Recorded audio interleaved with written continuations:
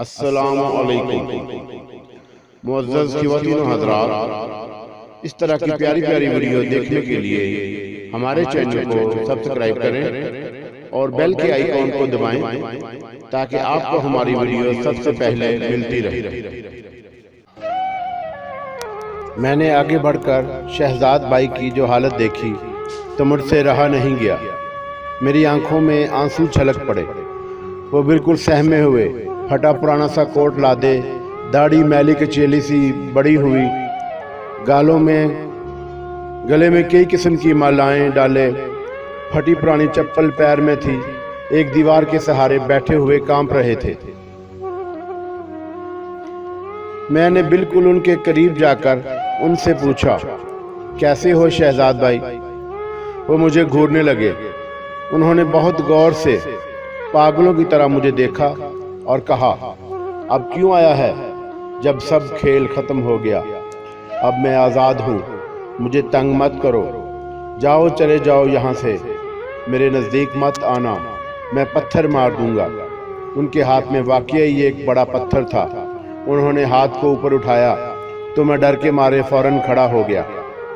شہزاد بھائی کے بھتیجے نے کہا کہ بھائی ڈرے نہیں، یہ کبھی کسی کو نہیں مارتے، بس ڈراتے رہتے ہیں۔ حالانکہ بعض اوقات تو یہ بچوں کے پتھر مارنے سے جگہ جگہ ان کے خون بھی نکل آتا ہے، لیکن یہ بچوں کو بس ڈراتے ہی ہیں، چیختے ہیں، لیکن کبھی پتھر نہیں مارا اور نہ ہی کسی کو نقصان پہنچایا ہے۔ اس وقت بھی دیکھیں ان کے پیروں سے خون رس رہا ہے۔ میری حالت بالکل غیر تھی۔ میں جاننا چاہ رہا تھا کہ ان کی یہ حالت کیسے ہوئی اور اس کا ذمہ دار کون ہے۔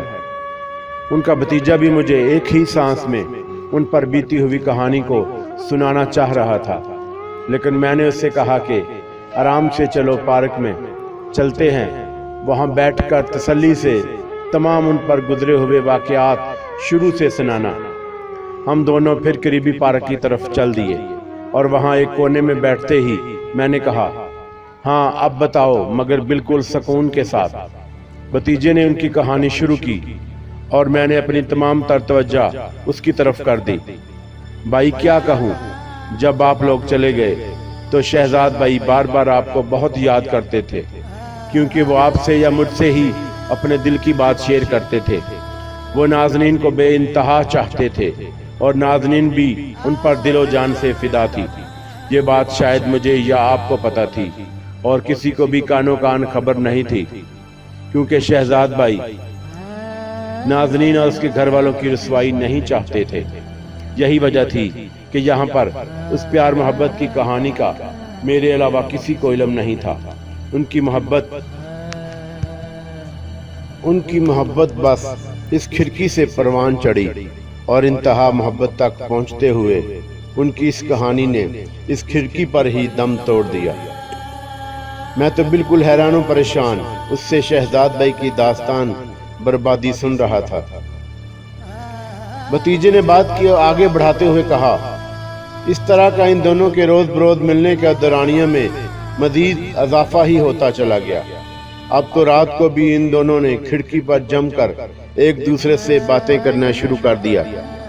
نہ جانے یعنی ساری باتیں کیا کرتے تھے۔ انہیں راتوں کی نیند، دن کا چین خود ہی برباد کر لیا تھا۔ ایک دوسرے کے بنا بالکل بھی نہیں رہ سکتے تھے، مگر بس کھڑکی کی حد تک، اس سے باہر کبھی ان دونوں نے ملنے کا سوچا بھی نہیں۔ کھڑکی بھی اوپر جانے والی سیڑھی کی آڑ میں تھی۔ جیسے ہی کسی کے آنے جانے کا خدشہ ہوتا یا کوئی آہٹ سنائی دیتی تو نازنین فوراً سیڑھی کے نیچے ایک کونے میں چھپ جاتی، جہاں ویسے بھی اندھیرا رہتا تھا، اور شہزاد چچا بھی پردے کی آڑ میں یا بستر پر لیٹ جاتے تھے۔ یہ تو میں نے کئی دفعہ اپنے سامنے بھی دیکھا تھا۔ وہ دن میں ویسے بھی کسی نہ کسی بہانے، کوئی کھانے پینے کی چیز دینے کے بہانے آ جاتی تھی۔ جب تک اس کی امی کی آواز نہیں آتی تھی وہ کھڑکی سے ہٹتی ہی نہیں تھی۔ وہ اب کالج میں تھی اور اس کی پڑھائی اب بالکل توجہ ہٹتی جا رہی تھی۔ شاید کلاس میں بھی وہ سب سے پیچھے تھی، اور دوسری طرف شہزاد چچا بھی دفتر سے اکثر غیر حاضری کرنے لگے تھے۔ وہاں ان کو نوٹس پر نوٹس مل رہے تھے، مگر انہوں نے بھی کھڑکی کو نہیں چھوڑا اور نہ ہی نازنین نے اپنی پڑھائی کی بھی پرواہ نہیں کی۔ नाज़रीन की वालदा को अपनी बेटी की फिक्र होने लगी। वो माँ थी, इसलिए वो शायद अपनी बेटी के दिल का हाल जानती थी। शायद वो ये भी चाहती हो कि शहजाद अच्छा लड़का है, अगर नाज़रीन की शादी उससे हो जाए तो कितना ही अच्छा हो। एक रात नाज़रीन के वालदा ने उन दोनों की चोटी पकड़ ली और खामोशी से वो खिड़की के पास पहुंची और नाज़रीन का हाथ पकड़ कर ले गई। ये बातें मुझे खुद चचा ने बताई थी। वो हर रोज़ मुझसे अपने राज़ो न्याज की बातें किया करते थे और मुझे भी उसमें दिलचस्पी बढ़ रही थी। शहजाद के भतीजे ने इस कहानी को मुख्तसर करते हुए कहा कि वो मुझे भाई ही कहता था। भाई उस दिन के बाद नाज़रीन का खिड़की पर आना बंद हो गया। शहजाद चचा तो बिल्कुल परेशान हो गए। 2-3 दिन बाद उनकी खिड़की पर नाज़रीन की वालदा का शाम का वक़्त था। चचा फौरन खिड़की की तरफ जल्दी में पहुंचे। वो समझे कि शायद नाज़रीन है, लेकिन वहां तो उसकी वालदा थी। उन्होंने आहिस्ता आहिस्ता चचा को खूब डांट पलाई और वास्ते दिए कि मेरी बेटी का पीछा छोड़ दो, इसका बात बहुत जालिम है, वो न तुम्हें छोड़ेगा और नाज़रीन को तो ज़मीन में दफन कर देगा। इसके अलावा नाज़रीन की वालदा ने यह भी कहा कि कोई शरीफाना तरीका अख्तियार करो, मैं तो तुम्हें बहुत ही शरीफ समझती थी, वगैरह वगैरह। अगर तुम वाकई इससे शादी के लिए संजीदा हो तो अपने घर वालों को हमारे यहाँ पैगाम लेकर भेजो और ये भी कहो कि आइंदा से इस खिड़की को खुला हुआ ना देखो। दूसरे दिन उनकी वालदा ने अपनी तरफ से खिड़की के पास एक पुरानी अलमारी लाकर रख दी थी। अब जो कुछ भी उनके भतीजे ने अपनी तरफ से मुझे जो तफसील बताई, उसके अलावा उनकी भाभी से भी बहुत कुछ सुना। शहजाद भाई, आसपास के दोस्त अहबाब से जो मालूमात हासिल हुई, उसके अलावा मेरी वालदा से जो भी उनकी भाभी से बात हुई, उन्होंने हमारे अब्बा जी को बताई। सब कुछ मिला जुला कर जो मुझे हालात का इल्म हुआ, इसको मैं मज़ीद वाज़ह करके अपनी तहरीर में आपके सामने पेश कर रहा हूँ। ये तो सभी को पता है कि इश्क और मुश्क की खुशबू छुपाए नहीं छुपती, और शहजाद भाई तो यही समझ रहे थे कि जैसे किसी को भी इल्म नहीं है। वो तो अपनी आंखें उस कबूतर की तरह बंद किए हुए थे जो बिल्ली के झपटा मारने से पहले अपनी आंखें इसलिए बंद कर लेता है कि जैसे उसे कोई भी देख नहीं रहा। अब तो शहजाद भाई कुछ ज़्यादा ही परेशान हो गए। उनकी कश्ती तो डूबती नजर आ रही थी। बिकौल उनके भतीजे के, उन्होंने अपने पैरों पर खुद ही कुल्हाड़ी दे मारी, क्योंकि उन्होंने नाज़रीन के साथ अपने कमरे की खिड़की पर मिलना जुलना कुछ ज़रूरत से ज़्यादा ही शुरू कर दिया था। और नाज़रीन भी इश्क में दीवानी हो गई थी कि आसपास की कोई खबर नहीं थी। अब उनकी समझ में कुछ नहीं आ रहा था कि अब कौन सा कदम पहले उठाया जाए कि उलझा हुआ मामला कुछ बेहतर तरीके से सुलझ जाए। उन्होंने फौरन ही अपनी भाभी से यानी उनके भतीजे की वालदा से राब्ता कायम किया और अपने भैया के घर पहुंच गए। भाभी, मैं आपसे कुछ कहना चाहता हूँ, अगर आप बुरा ना माने तो, शहजाद भाई ने भाभी की मिन्नत समाजत करते हुए कहा। मुझे मालूम है जो भी तुम मुझसे कहना चाहते हो। आज भाभी की क्यों याद आई? पहले तो इस खिड़की से चुपके चिपके रहते थे, आज वो खिड़की बंद हो गई है तो भाभी भाभी की माला चपने लगे हो। तुम्हें मालूम है कि कितना अरसा बीत गया कि तुम मेरे वो देवर नहीं रहे जो पहले कभी थे। मेरे छोटे भाई की तरह हर वक्त मुझे खुश रखने की कोशिश करते थे, साथ खाना खाते थे, हर दुख सुख में अपने भाई का साथ देते थे और मेरे बच्चों का ख्याल रखते थे। भाभी ने कुछ नाराजगी के लहजे में आंसू बहाए हुए कहा और बगैर रुके मजीद कहती चली गई।